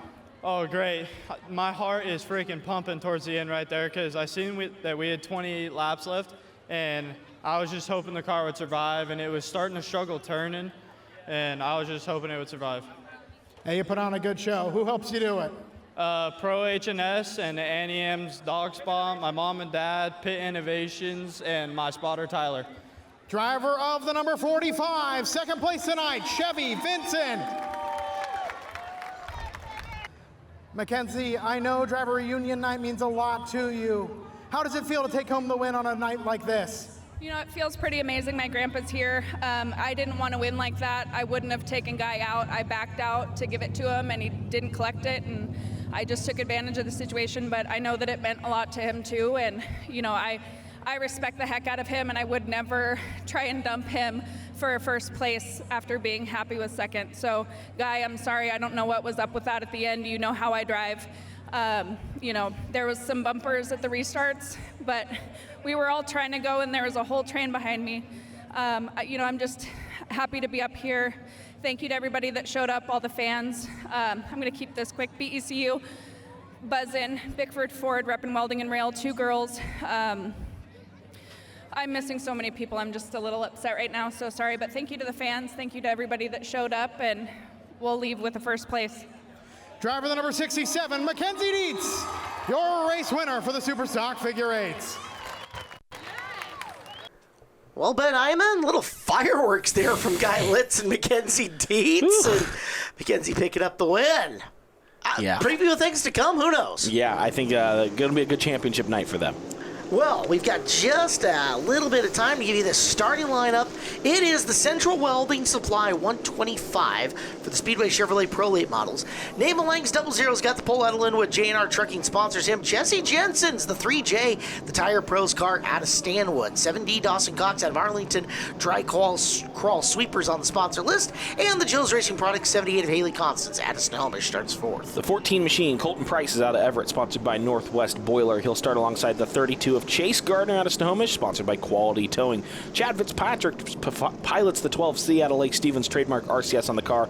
Wyatt Gardner returns in the 3 out of Lake Stevens, sponsored by Edwards Construction. It is the 5th row of Jeff Knight, the 70 out of the legendary Owens Meats and Cleellum sponsors him. Kyle Lang's 33 out of Snohomish Phillips Law Firm, 1-800-JUSTICE for them. The 2 of Mike Marthaler Everett, direct carpet cleaning and house cleaning, and the 9 of Alexander Boyat at a Graham, sponsored by Z-Clear. We're green, 125, the longest race of the year for the late models on the 3/8s, and off and running is the incomparable Jesse Jensen, winner of lots of races. Yeah, lots of storylines come into the night. We talk about the points championship battle, which coming into the night, it's Haley Constance, it's Naaman Lang, it's Chad Fitzpatrick. Those are the 3 drivers with really a shot to gain the crown at the end of the year, but we've got drivers making their 3/8s debut. Alexander Boyette, first time on the 3/8 oval, only his 3rd late model start ever, Caleb, and he's picked a good night for it here. It's the return of Wyatt Gardner outside. He ran the Summer Shootout 100, but this is his first I guess you could say, big race night he's returned to in that capacity, and just, yeah, lots of different storylines up and down this field. So, longest race of the year on the 3/8s. As part of that, this was a 4 new tire night for these drivers. Traditionally, they get 2. Tonight, 4 brand new stickers on those slick tires that they're on, and it is a long one, so how the race car handles, behaves, and evolves over the course of the race is also going to be a big thing and storyline to follow. Absolutely, and no break. There's no halfway break, no chance to change tires. Chase Gardner, that car's around, and full send. The 32 is back into the grass. We're going to take a look how he ended up there. Chase has ended up there more times than not than I think he'd like this year. He has really got a good look at the Don Fairley Landscaping Services green grass in the corner. And was this some Gardner on Gardner violence? Let's take a look. Ooh, yeah. If it was gentle, but into the corner far enough and putting some real screech on that left rear tire on Chase. So he'll go off into the green grass, and we'll take a break. Just a couple of laps in here on the Prolate model. Main, more coming up next on Home Track Heroes on Seattle 11. Well, it was a quick caution right at the start of the race, but we are back and ready to go here on Home Track Heroes on Seattle 11. Our show brought to you by All Ply Roofing. This is the Central Welding Supply 125 with 121 of those laps left to go. I'm Caleb Hart. He is Ben Iman, and Ben, we didn't learn much in those first 4, but we do know Jesse Jensen's fast enough to have the lead once again. We do know that, and the car that I'm watching right now, Caleb, the 7D Dawson Cox. This is a car we've not gotten to see finish, I think, a lot of the races it has started, but it is your current track record holder, and now he's moved his way up to second. We'll go on board with Kyle Lang in the 33, a driver who's had to piece this car back together once this year, and glad to see him return to Prolate model, making his rookie debut and rookie season this year. Shows you what a step up from a legend to a late model. It is little teeny tiny, high-powered but twitchy car into the full 8-cylinder heavy madness that is late model racing. Now, granted, 30 laps in a legend can take about as long as 125 laps in a Prolate model once in a while, so at least that part's consistent. He's not uncomfortable in the seat. Definitely not. We're watching Lang from the Brandy Hood Promotions in-car camera as he is a little ways back from Chad Fitzpatrick right now. Meanwhile, Dawson Cox is up and putting some pressure on Jesse Jensen for your race lead on the left-hand side of your screen. Yeah, Dawson wants the lead early. So we were talking about tire strategy, Caleb. 4 new sticker tires for this race. Who's going to burn them early and get out to the front and hope it sticks, and who's going to maybe try to sit and conserve, and what is going to be the go point in this race, I think is going to be interesting. Dawson Cox down on the bottom. He will take the lead that time by. He did have some oil pan scrape going into both corners, so you can see that car riding awfully low early. Jensen, a veteran, we've seen him way more in street stock duty over the last couple of years than we have in a late model, but a very accomplished driver with a very accomplished team in and behind him. We'll see what kind of speed he has, if he can keep up with Dawson here, as he has got one of the greatest of all time in behind him in Naaman Lang, now pushing him for second. Yeah, I think Neyma's maybe just comfortable riding around for a little bit. It's early. Neyma knows he's got a good car underneath him and a lot of speed. The 00 seems to have this 3/8 oval just dialed in every time it rolls out. I can't tell you the last time I've ever seen that. I've never seen that car roll out poorly. No, the 00 always on point. The bad nights are at a minimum. Part of the reason that he's such a good points racer is that Neyma, even when the car is not perfect, he is always a good enough driver to bring it to a good finish. And that speaks a lot to the strong veteran presence that is Neyma Lang. And speaking of Neyma Lang, will go on board with the 00 behind Jesse Jensen. Alexander Boyette going down a lap very cautiously and very safely. Just stepped out of the way and let the leaders all roll through. Good job, Alexander. Again, only his third late model start. 14 years old, just turned 14, as near as the line to the inside. Neyma trading a little paint with Jesse as they come off turn 4, but Neyma has the nose to the door and going to come equal into turn 1. Boy, he brought it hard into that corner. You saw how much ground he made in a big hurry when that opened. The bottom opened up for him in the corner. So Lang digging for position number 2 as they go door panel to door panel. Jensen versus Lang for the second spot. Yeah, side by side, rolling on through. Haley Constance maybe going to look to follow with Neyma Lang through, although she did not get a great run out of that turn. Now going to lunge in a little deep, but Jesse looks like he'll try to close the door. 78 and 3 car have scraped together a little bit earlier in the year on Twin 50s night. Had a little extracurriculars post-race and traded a little paint there, so hopefully maybe they play a little nicer across this one. Well, what's a little paint between big brother and little sister, right? It happens. Yeah. As they work their way through the turns, it is Constance all over the back of Jensen, that brand new one-of-one Joe's chassis, as she's got the Central Welding Supply wrap on the car for the Central Welding Supply 125 here tonight. For the lead, and this is a battle we have seen play out before, it is Cox in the 7D and Lang in the 00. They'll go after it in turn number 1. Yeah, this has been a good battle all year long. I think the cleanest of all the divisions so far this season has been the Speedway Chevrolet Prolate models. They've run each other hard and they've run each other smoothly. But right now, this is going to be a good battle. If Dawson can keep the car underneath him, he would be a threat to be able to lead, the next 107 laps and come home with this. Colton Price, a driver who's had nothing but, it's been a series of unfortunate events for Colton Price. It's not just a children's book novel series, it's also Colton Price's season. As he's at 6 right now, trying to chase down the yellow number 12 of Chad Fitzpatrick. Fitzpatrick in the 5th spot, looking for opportunity to move forward. Kind of 3 separate battles have developed within the top 6 of this. 1 and 2, the 7 of Cox, the 00 of Lang. There's 3rd and 4th, the 3 of Jensen, and the 78 of Constance. And behind them, 5th and 6th, Fitzpatrick and Cox. Well, we take a second while your top 6 do battle, and we thank Central Welding Supply. Central Welding Supply's family-owned service hasn't changed since 1975. A proud sponsor of Evergreen Speedway for over 25 years. Central Welding Supply's outstanding customer service is the industry leader in gases, welding, safety supplies for industry and life. Yeah, big thank you to Central Welding Supply. We're so happy to have them aboard, sponsoring here at Super Speedway of the West and making such a great night. The 3rd late model in the 3 jeweled crown that is late model racing. This is the 3rd jewel. I think you could put with the Summer Shootout 100 and the Mark Galloway 150. To be able to win any of these 3 big races, I think is a huge deal for any late model driver in the Northwest. Right now, it's Dawson Cox in position to do that, but we are still awfully early. The next time by, it's only a 5th of the race down. The first 25 are down, 100 to go for Cox, who has got car length and a half on the 00 of Neyma Lang. Again, 4 brand new tires for these drivers, 4 stickers. First time they've really had that since either the big open races or start of the year. So not a ton of experience for these guys on 4 stickers, and especially on the 3/8s. Yeah, for sure. And we'll see how much Neyma Lang is willing just to ride around with Dawson Cox for right now, as we put 26 laps down into the double digits. 99 still to go. We're on board with Chad Fitzpatrick. Chad had some work to do on this car to get ready for the weekend, as went over to Wenatchee and didn't quite have the same finish I think that he was hoping for over there coming into the night, but they made the repairs, got the car all back in good, and Fitzpatrick maybe fighting it just a little bit early.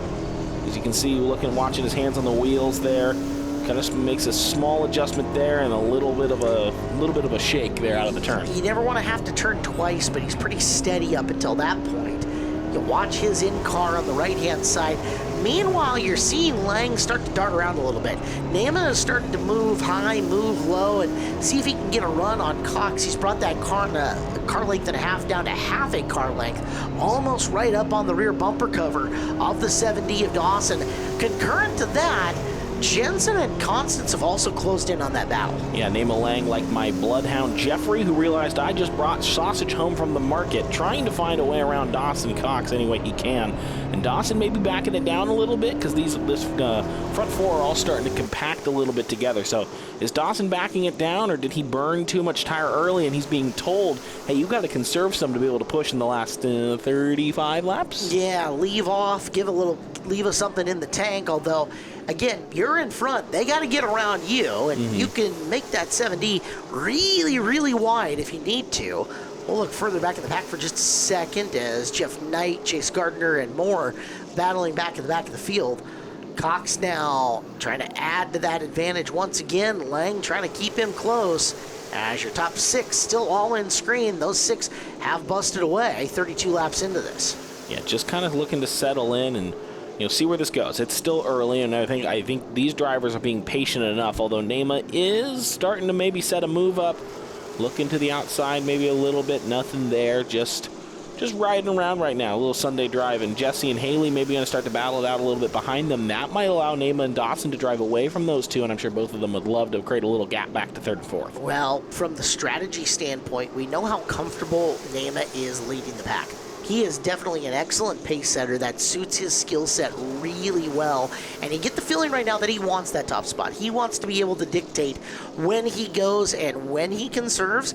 Right now, right up on the bumper cover of Cox and really making him work to keep that lead as we approach 35 laps into this race the next time by. Yeah, he's going to make Dawson work a little bit harder to try to make that car wide like we talked about. And Dawson has had the raw speed over a long series of laps, over the short term. And whoa, Colton Price.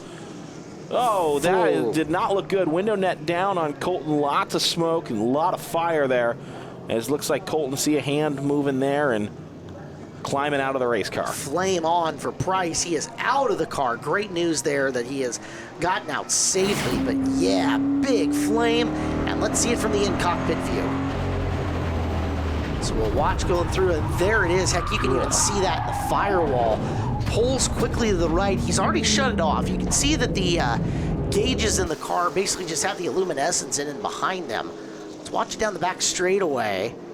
We'll pan back to it here in a second as big flames and off. Wow. Wow. Scary for Colton. Glad he got out of it. So that's good. It had been a challenging race day for Price up until that point, but best news is that he got out of the car all right. Oh, absolutely. That is the best news always. So, down one car, down 35 laps, 90 to go here. As we're going to come back to green, they are 2 by 2.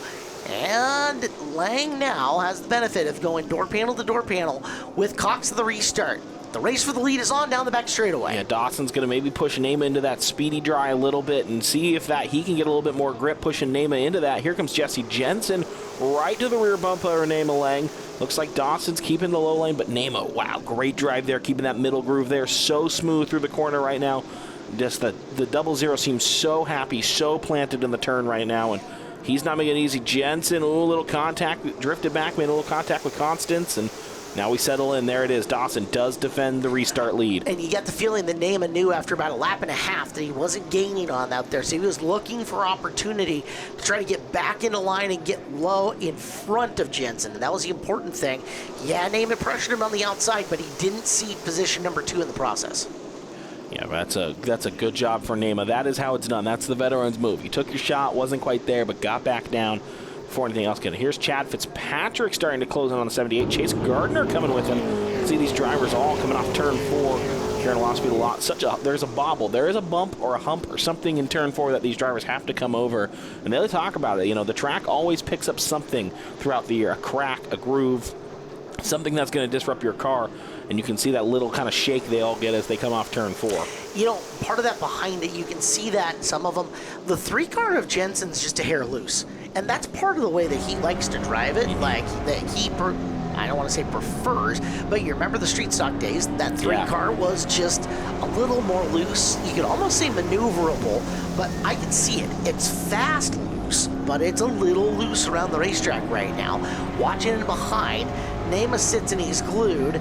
The 3 got just a little wiggle to it. Now it's allowing Jesse to cut, move, maneuver a little bit more, and we'll see if he can use that to his advantage, because he is right there to pressure Lang for second at this point in time in the race. Yeah, giving Jesse maybe a little bit more options, maybe a little bit more agile, cut to a lane a little, he likes a little bit more, and we would see Jesse in that street stock notoriously take to the outside of drivers and run that middle groove, and here he's darting to the outside. This is his shot. Drifted a little wide, maybe trying to gain a little extra speed as he comes out of turn 2 and try to make a little sweeping move on Lang if he can. Wasn't quite able to make her there. Did not close enough there. As we're on board with Haley Constance, she's running back and forth right now, dropping off this front 3 just a tad bit. But Jensen is starting to maybe fester and starting to really pick at the back of the 00. And not to give away all of Jesse's secrets, but I know one of the things that he focuses on, no matter which car he is in, is throttle pickup and when in the corner. He likes to be, I want to say, a little bit different than everybody else. He either wants to get to the throttle way later or drive the car way in deeper, but he doesn't want to be the same. He says, my throttle pickup is everything through these corners in the 3/8 of Evergreen Speedway, and you can see that in the behavior of the 3 car when it comes to the 2 cars ahead of him. Yeah, you can see Jesse's not, Nema and Dawson seem to be, they kind of get to the spot at the same time. Maybe Nema's braking just a little bit earlier than Dawson trying right now, but you can see Jesse come flying in through the corner right now. Cleanly, he's not making a lot of contact. He's not just throwing the car in there willy-nilly, but you can see he's tempoed and he's measured and he's using that extra little speed advantage to stay with the 00 right now. Right now, Dawson Cox is under some pretty extreme pressure as Lang and Jensen right up on him, and Constance not too far behind. We're approaching another marker here in this race.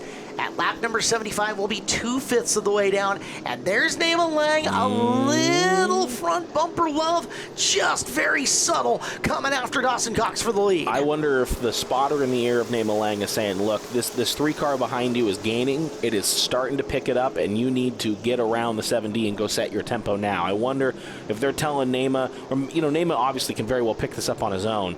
Might be just time to realize, all right, look, we've rode around long enough. It's time to let me go set the tempo. They've got a big, either 14 or 17-inch rear view mirror in that car, and a side mirror as well. So he sees what Jesse's trying to do, and Jesse cuts that corner. You saw the way he did that, trying to duck to the inside of Lang. Lang in the unenviable spot right now of having to defend while still coming after Cox, who's giving him nothing up in front. Yeah, Jesse in the middle of the corner of 3 and 4, I was saying, was ducking up just about half a groove, just towards the middle part of the track. You can see swinging through here. He's going to hold the bottom and just maybe duck up here. No, he's going to make me look stupid. And at the same, well, part of that too is you've got Constance looking a little bit wider on Jensen. First time that Jesse really hugged the bottom through the entirety of the turn, and Haley said, okay, well, I'll give it a shot. I'll peek to the outside. Right now, Haley Constance trying to find her way around Jesse Jensen, who this 4 car, 5 car, 6, 7, 8 cars in a row up in front of this. Yeah, this has been the beautiful thing. I forgot to mention this, Caleb. 1st through 10th in qualifying today, only separated by 3/10 around this 3/8 oval. Wow. The parity of these cars that came to play today is incredible, and that's why you're seeing really any one of these cars can get to it.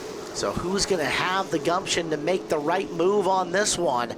It is the 7 of Dawson Cox leading as we come to complete another lap. It's going to be 55 in. Good math by me. Oh, crossover. And 70 to go. Down to the bottom. Jensen making a bid for second. Yeah, he used I think Jesse Jensen just used Nema Lang's own move on him. And yet Nema to the outside has got the left swallowing rear up Dawson. into Cox. Contact. Look out.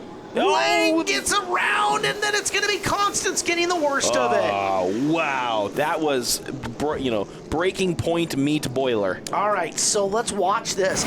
We're going to get a couple of looks at it. It is into the corner. Lang, and boy, that was so close. I don't know if the 3 got in there, but look how everybody had check up and whoa up, and the nose of Fitzpatrick into the back of Constance and around. We know, Chad, we've got a lot of, and there's no way. He saw, racing deal there. That happened so quick. Wow. But Haley Constance getting the worst of it in the 78 car to the rear of the field here. Yeah, so Haley's going to have a monumental task in front of her. We were talking about the qualifying order, Caleb, and I forgot to mention this. The Constance car will now come from the back in the 70, Dawson Cox. Dead tie in qualifying. Oh, wow. Yeah, so lots of speed. She's got the raw speed to be able to climb back through this field. Unlucky Brick there's the car's getting squirrely on the restart again. More Gardner contact. Jeff Knight might try to take the advantage, go to the inside. Jensen going straight to the inside of Lang. Lang having to restart on the outside. Here comes Constance making it 3 wide. Wow. Marthaler and Lang. She does not want to wait around much longer. It'll be 69 more laps to go. And Jensen has the inside on Nema Lang. Wow, really didn't cost her a whole heck of a lot there. Yeah, she was 4th, but already back to 7th and close on this field as here's Jensen. That little bit of loose cost him right there as he kind of bounced his way. Couldn't hold the bond to that corner all the way through. And door to door into Lang. And Nema loses 2 spots in the exchange as Fitzpatrick gets by. Yeah, here comes Chad in the 12th seat. Definitely was talking with Chad before the race and after qualifying. Said it's not the best car we've brought to the racetrack. They've been throwing a lot of stuff at it. He's been really tinkering and tweaking with that car all season long. But he felt confidence coming in that he knew over the long run he could put his car in the right place at the right time. And now Chase Gardner's taking it to Nema Lang, wanting to make another pass. You're telling me that the team has been into the kitchen and they found the Ninja blender to throw at it tonight? Oh, they found the Ninja blender. They found the Ninja Foodie. They found the George Foreman grill. They found the juicer that Mamba never used. You know, they found everything. And 17 rice cookers that they're after it as well as. It is Cox, Jensen, Fitzpatrick, 1 through 3. Chase Gardner having a nice run sitting there in 4th after recovering from the lap 1 out into the green grass. So once again, we always delve into food, or this time the kitchen. Yeah. It is food-related appliances. To the inside, Constance trying to get up there on Gardner. Well, there's a love tap.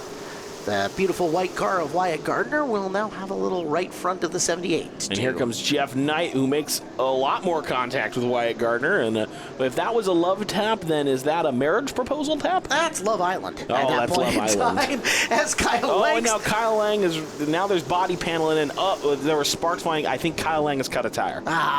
Tough for Kyle Lang. Meanwhile, up front, there it is. Big time sparkage on the 33. That stinks. As to the outside, Jesse Jensen, he deked up, he comes back down. He is all over Dawson Cox for the lead.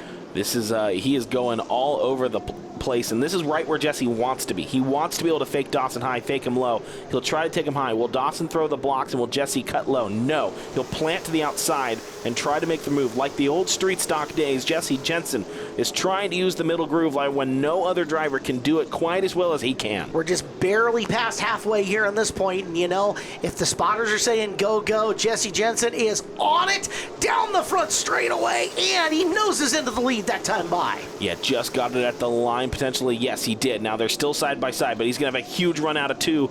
Here it is. Dawson does really well to keep the nose to the quarter panel, trying to keep the car playing low. He's been bouncing and bobbling and sparking all day.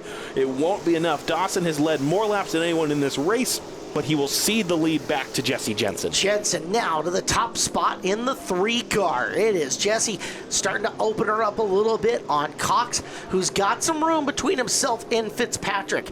We have eclipsed the halfway mark. We will finish off the Central Welding Supply 125 when we come back here on Home Track Heroes on Seattle 11. Final segment here on Home Track Heroes on Seattle 11. I'm Caleb Hart. He has been Iman. We have gone through a lot of laps. We'll update you just where we are. Got to tell you guys, our show brought to you by All Ply Roofing.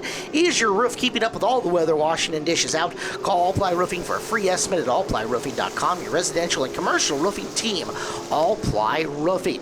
Live action on the left with 13 to go. Jesse Jensen battling Haley Constance. A lot happened during the break. We're showing you what happened on the right-hand side.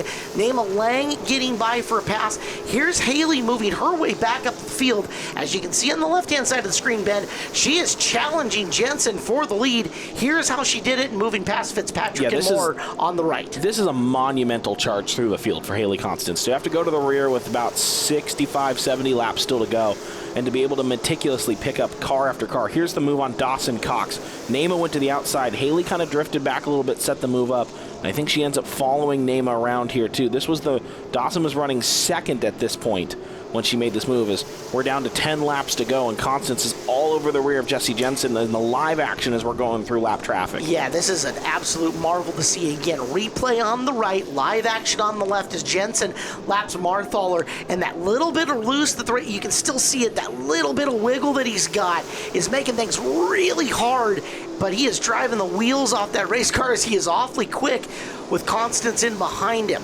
On the left, Fitzpatrick working to the inside. On Cox, that is for fourth here.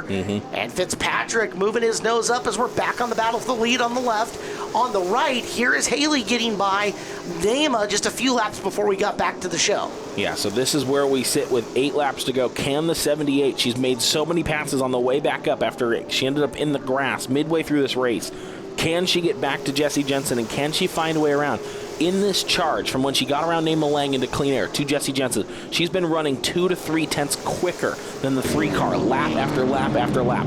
There is enough tire under the 78. Does she have enough time is going to be the issue. It was about 5 spots and 50 laps is the ratio that she made there, and working her way back through. She's got a big nose to the inside, and you can see again, Jensen is just fast enough to get off the bottom and hold the middle.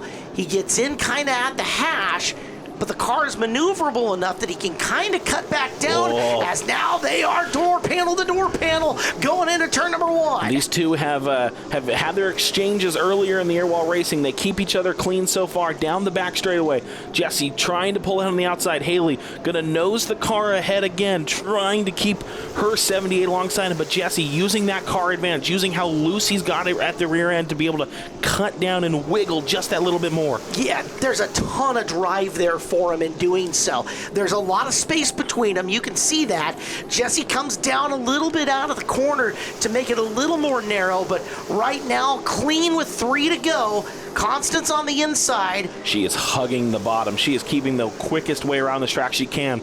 She's going to try to go to the inside. Jessie's going to run the mid-groove through 3 and 4. Haley trying to get the nose there. It'll be 2 more times around. Does Haley have enough drive in the car? Down to the bottom, they will go door panel to door panel at the apex. This time, Jensen not as far out coming through 1 and 2.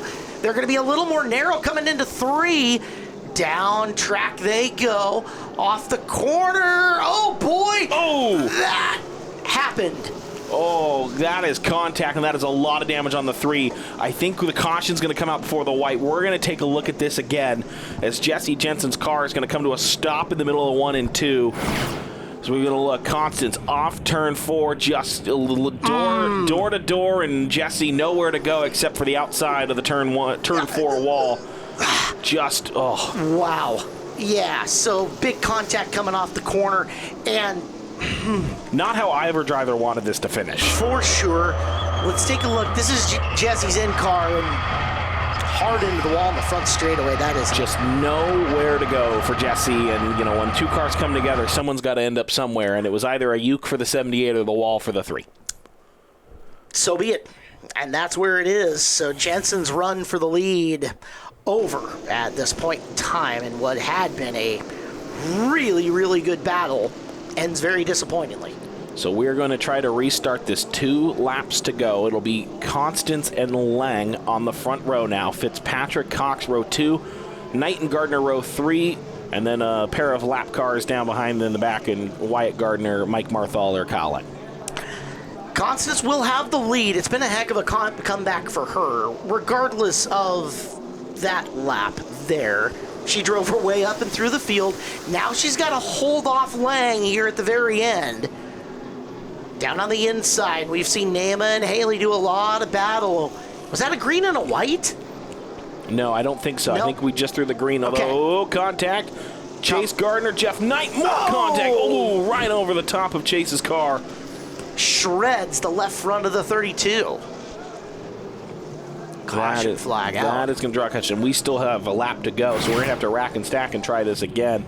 Jeff Knight, Chase Gardner. Looks like Jeff just got up on the wheel there. Chase gets a little loose, more loose, and he's just going to come down and just drives into Jeff. Jeff gets a little air, and the right rear into the left rear of Gardner got him started going around, and just no saving it at that point in time as what had been a clean for the most part race. We see some destruction here in the last few. Yeah, race car parts for everyone, he says disappointedly. Well, that'll happen. The parts guy in me is joyful right now, and the race fan in me is not as much. Well, this, Caleb, will be a green and white. Will be a green and white. It'll be a one-lap shootout, so Haley has to defend the bottom from Namalang for the outside. Fitzpatrick and Cox will battle for the final podium spot. Knight will have to go through a couple lap cars if he wants a shot. You remember how good Nema was on the outside of the racetrack on the restart with Cox earlier. He's just got to cut one amazing lap here. That is all. Haley down for the bottom, though, really strong off the bottom of 2. On Central Welding Supply night, she wants the win for one of her sponsors. Nema gonna fight hard coming to her, but down the front straight away, Constance gets the W. Wow. That's all I got. This one was eventful. Let's talk the top 3 on the Angel of the Winds Casino Resort podium. All right, Dawson, you led a lot of laps early in this one. Finish up on the podium. You got back to Chad there at the end. Talk about running 125 laps, the longest race of the race. Yeah, I'm out of shape. I don't know. I was like, lap 21, I'm like, is this race over yet? Jeez, I feel like my sister. I've been giving her a hard time all year about it. Like, yeah, good on these guys. I had a car for like 65 laps, and I just kind of lost it, and I was holding up the field, so I just got really lucky with restarts at the end there. Me and Chad kind of got together off 4, and we kept it going straight and got past them, so that was awesome. Huge thanks to my sponsors, Dry Crawls, and everybody that helped us out through the day. I mean, Joe Constance has helped us in the past. He's Joe, oh my God, I'm tired, sorry guys. Just everybody, Eugene, give me my dad, he just got back from not state line, but Idaho, like last night, and I thought the car was a lot closer, and it was not. We worked on it till like 1 because I didn't do my due diligence, but everybody that helps me is awesome. John Bender on the spotter, and Lauren, I need water. Thank you. All right, goodbye, guys. All right, we're going to let Dawson go and catch his breath. Third place night driver, the 7D, Dawson Cox. All right, Nema, that race got real choppy there at the end. He had a handful of restarts, had to start on the outside. Talk about coming on that, getting the green and the white at the same time. Yeah, I was hoping we get green-white checker, but I know they run it up against the time. It was good on the outside. This track dry over here on the front stretch didn't help anything. But Haley was a fast car. She had a great race, and good job for her. One more to close out that 9th championship for you guys. You got a couple of weeks to work on it. Talk about who helps you get the car out here, and if that's been in your mind at all. Yeah, my whole crew, man. They're solid. They're there every week working on the race car. I got to thank J&R Truck Rentals, Lang Autosports, MJ's Auto Transport, and Tracy DeYoung, DeYoung Inc. All right, Nema Lang, second place tonight, looking to close out a 9th championship next time out. Well, Haley, if it doesn't classify as the top, it's got to be close for drive of your life. Wrong place, wrong time. You found yourself in the grass. Talk about going from there, back of the field, to top spot here on the podium tonight. Yeah, it was definitely a very eventful race. We had a fast car right out of the gate, tying with Dawson for fast time tonight. The car was on the rails. I couldn't ask for a better team. I had an amazing crew tonight, so I'm super grateful. We kept working on the car in practice, and I would say it was pretty close to perfect. There's a couple little things I think we could work on just to get it even better, but thank you to everybody from Central Welding for coming out tonight. It was an awesome race. I had a lot of fun. I can't wait to watch it back. Thank you, Mike Buell, and just Central Welding Supply, and yeah. You'll just trail Nema by just a few points and going into championship night. How much has that been on your mind these last few? I try not to think about it. I try to say I'm not running for points just so that I don't have the mental battle of that. But obviously tonight was a great points run for us. So I'm hoping that can put us in the top position and hopefully end up with the championship this year, because that would be super awesome for both me and my team. All right, your race winner, Haley Constance. We can't let her escape just yet.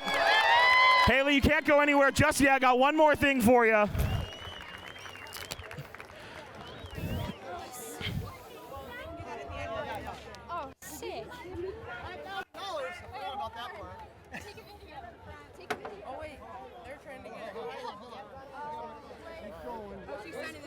Just make sure the TV can see it.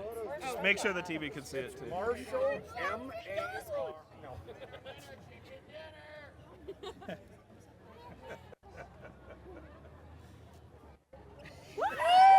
Haley Constance, your Central Welding Supply 125 winner.